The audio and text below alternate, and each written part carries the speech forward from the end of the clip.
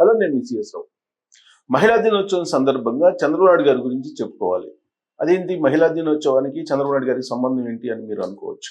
కానీ కొన్ని విషయాలు తెరమరుగు కాకుండా నాకున్నటువంటి స్వీయ అనుభవాన్ని నేను మీకు చెప్పదలుచుకున్నాను.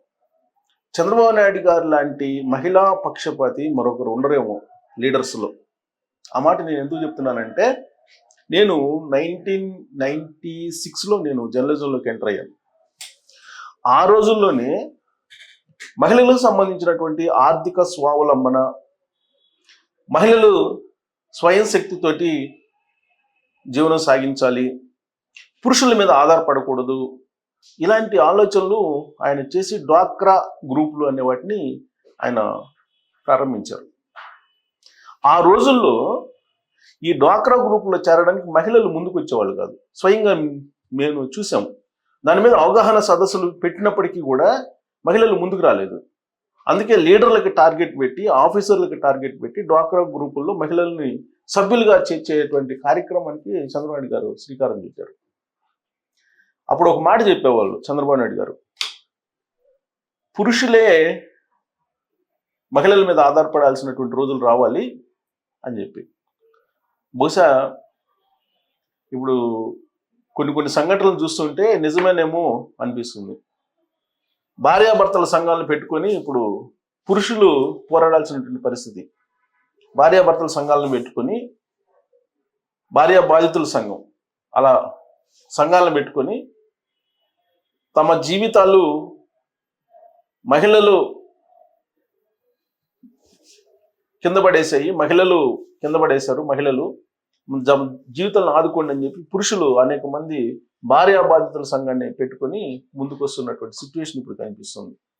అయినంత మాత్రం చేత పురుషులు తోటి సమానంగా మహిళలు ఉన్నారు అని చెప్పి పూర్తి స్థాయిలో నేను చెప్పేటువంటి ప్రయత్నం అయితే చేయలేను. కారణం ఏంటంటే, ఇప్పటికీ కూడా మహిళలు అణిచివేయబడుతూ ఉన్నారు. అన్ని రంగాల్లో ఎంటర్ అవుతున్నప్పటికీ కూడా ఇంకా కూడా వాళ్ళ మీద వివక్ష కొనసాగుతూనే ఉందని చెప్పి చెప్పడానికి ఏమాత్రం సందేహం లేదు. అయితే చంద్రబాబు నాయుడు గారు ఎప్పుడో 25 సంవత్సరాల క్రితం మహిళా సంఘాలను ఏర్పాటు చేసి, స్వయం సహాయక బృందాలను ఏర్పాటు చేసి వాళ్ళకి ఆర్థిక స్వావలంబన చేకూర్చడంతో పాటు వాళ్ళకై వాళ్ళు స్వయంగా బయటకు వచ్చి జీవనం సాగించేటువంటి ధైర్యాన్ని నూరిపోసినటువంటి పొలిటీషియన్ ఎవరైనా ఉన్నారంటే చంద్రబాబు నాయుడు గారు అని చెప్పి మనం చెప్పాలి. అందుకే 2024 ఎన్నికలకు ముందు ఆయన మహిళలకి స్త్రీ శక్తి అనేటువంటి పేరుతోటి కొన్ని పథకాలను ఆయన ప్రకటించారు ఆర్థిక స్వావలంబన కోసం. అంతేకాదు, కాంట్రాక్టర్లు కూడా వాళ్ళకే ఇచ్చేస్తున్నారు. పారిశ్రామికవేత్తలుగా వాళ్ళని తయారు చేయడానికి ఆయన ఇప్పుడు ఆర్టిఫిషియల్ ఇంటెలిజెన్స్ను కూడా జోడిస్తున్నారు. వాళ్ళు తయారు చేసేటువంటి ఉత్పత్తులకి వాళ్ళని పారిశ్రామికవేత్తలుగా చూడాలి అనేటువంటి ఒక ఆకాంక్ష ఆయనలో కనిపిస్తూ ఉంది. మరి 3 సిలిండర్లు ఉచితంగా ఇచ్చారు, వాళ్ళకి బస్సు ఫ్రీ ఇస్తామని చెప్పి ఉగాది నుంచి ఆయన చెప్తూ ఉన్నారు. అలాగే చదువుకుంటున్నటువంటి పిల్లల తల్లులకి 15,000 రూపాయలు ఏడాదికి ఇస్తామంటున్నారు. అలాగే చదువుకుంటున్నటువంటి ప్రతి ఆడపిల్లకి 1,500 రూపాయల నెలకి ఇస్తామని చెప్పి ఎన్నికల సందర్భంగా ఆయన హామీ ఇచ్చారు.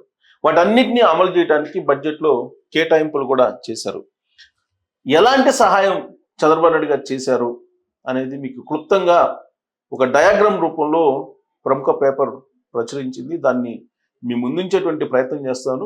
దీని మీద అభ్యంతరాలు ఉంటే మీరు నిర్మోహటంగా వ్యక్తం చేయొచ్చు. బట్ నేనైతే ఒక సీనియర్ జర్నలిస్ట్గా చెప్పగలను, మహిళల ఆర్థిక స్వావలంబన కోసం నిస్వార్థంగా ఆయన పనిచేస్తూ ఉన్నారు. అలాగే పథకాలను కూడా అమలు చేస్తూ ఉన్నారు. ఇప్పుడు అతివకు ఆలంబన, ఆర్థిక స్వావలంబన అంతర్జాతీయ మహిళా దినోత్సవం సందర్భంగా చంద్రబాబు నాయుడు గారు ప్రవేశపెట్టినటువంటి కొన్ని పథకాలను మనం తీసుకుంటే, 1,00,000 మందికి శ్రీనిధి, ఇక్కడ క్లోజప్లో చూడొచ్చు మీరు. మన మహిళలు విశ్వ విపణిలో రాణించాలి, ప్రతి ఒక్కరూ ఆర్థిక స్వావలంబన సాధించాలి, ఏడాదిలో 1,00,000 మంది పారిశ్రామికవేత్తలు తయారవ్వాలి, బహిరంగ ప్రదేశాల్లో వేధింపుల నుంచి విముక్తి కల్పించాలి. ఒక్క క్లిక్తో వారి ముందు పోలీసులు నిలబడి సహాయం అందించాలి. అందుకే వాట్సాప్ రూల్ తీసుకొస్తున్నారు చంద్రబాబు నాయుడు గారు. సో ఇక్కడ మనం క్లుప్తంగా చూస్తే కనుక ఒక్క రోజే 1,00,000 ఆర్డర్లు, 5.19 కోట్ల వ్యాపారం చేయించేలా ఈ కామర్స్ ప్లాట్ఫామ్ పై రాబోయేటువంటి రోజుల్లో మహిళలు తయారు చేసే ఉత్పత్తులకు ఆన్లైన్ మార్కెటింగ్ చేసేటువంటి ప్రయత్నం చేస్తున్నారు చంద్రబాబు నాయుడు గారు. ఇక Araku coffee 100 stalls Araku coffee గ్రామీణ ప్రాంతాలకు విస్తరించడం, డ్వాక్రా మహిళలకు ఉపాధిగా మార్చబోతున్నారు. తొలి విడతలో 100 అరకు కాఫీ అవుట్లెట్లు బ్యాంకుల ద్వారా రుణ మంజూరు. ఇదంతా కూడా లేడీస్ కోసమే. ఉన్న ఊర్లోనే కేఫ్, డ్వాక్రా మహిళలకు సొంత గ్రామంలో ఉపాధి కల్పించేలా హోటల్ వ్యాపారం.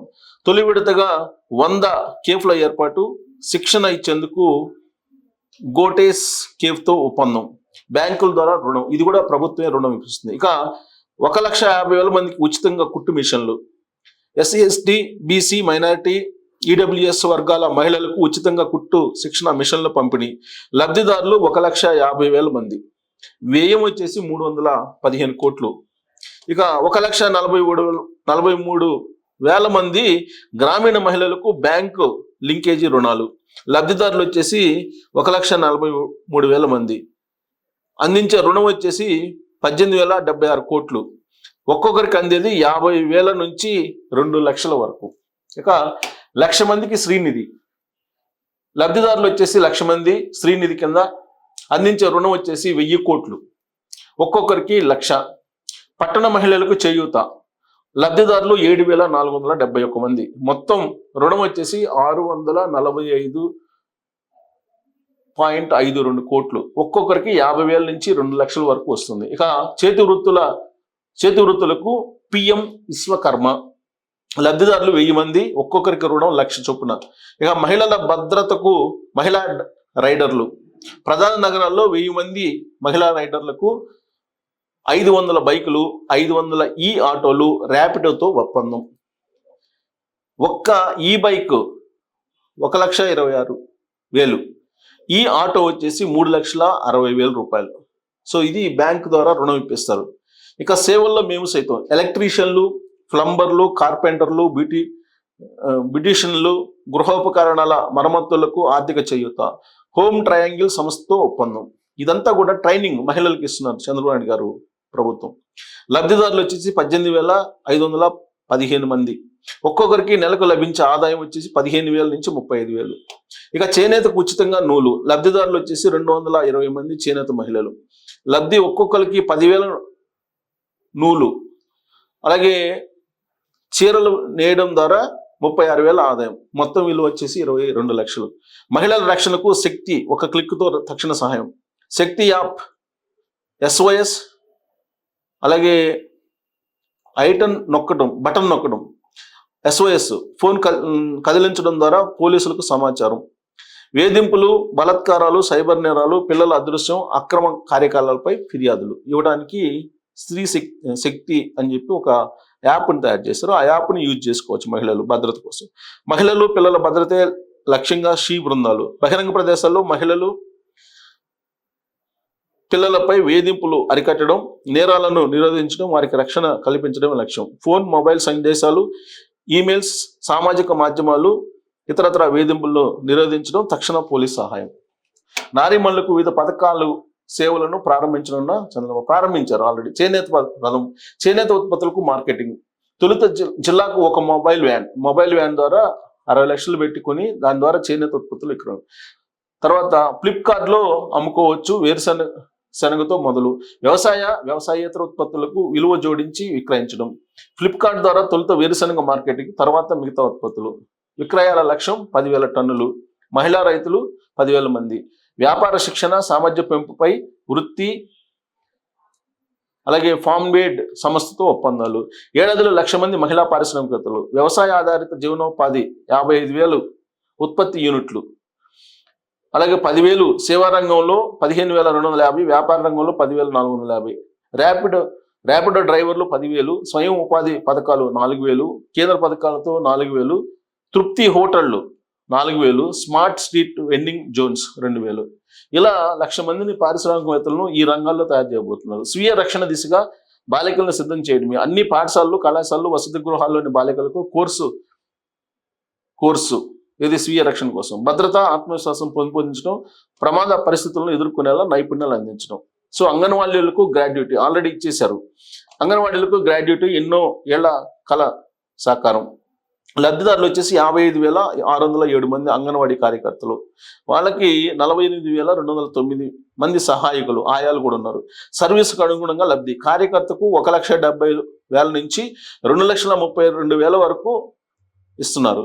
ఆయాకు వచ్చేసి 1,00,000 నుంచి 1,41,000 వరకు. అమలయ్యే ఖర్చు, ఈ ఖర్చు వచ్చేసి 17,073 కోట్లు. ఆశాలకు గ్రాడ్యుయేటీ, మెటర్నిటీ లీవ్. లబ్ధిదారులు వచ్చేసి 42,752 మంది. 30 ఏళ్ల సర్వీస్ పూర్తయితే అంతే. మొత్తం వచ్చేసి 1,30,000. 2 పిల్లలకు ప్రసూతి సెలవు 6 నెలల నుంచి 3 నెలల చొప్పున 6 నెలలు ఇలా ఇస్తారు. ఇది మహిళలకు చంద్రబాబు నాయుడు గారు ఇచ్చినటువంటి అతిపెద్ద బహుమతి. ఈ మొత్తం మహిళల సాధికారత కోసం మహిళా దినోత్సవం రోజు చంద్రబాబు నాయుడు గారు రూపకల్పన చేసినటువంటి ఒక పెద్ద విజన్. ఈ మొత్తం 2029 లోపల ఇంప్లిమెంట్ అవుతుంది. ఖచ్చితంగా అప్పుడు భార్యా బాధితులు మరింత లబోదిబోమనాల్సిన పరిస్థితి వస్తుందేమో. ఎందుకంటే ఆర్థికంగా స్వావలంబన కలిగినప్పుడు ఆటోమేటిక్గా మీకు వివక్షకి ఎవరు లొంగరు. అదే కావాలి, వివక్షకి లొంగకుండా ఎదురు తిరగాలి. సో అలాంటి పరిస్థితుల్లో భార్య బాధ్యతలు ఇంకా ఎక్కువ అయ్యేటువంటి అవకాశం కూడా లేకపోలేదు. అందుకే మానసికంగా పురుషులు కూడా మహిళల్ని గౌరవించడం నేర్చుకోవాలి. మరి చంద్రబాబు గారు చేసిన ప్రయత్నం ఎలా ఉంది? మీరు కూడా మీ అభిప్రాయం తెలియజేయచ్చు. Thank you.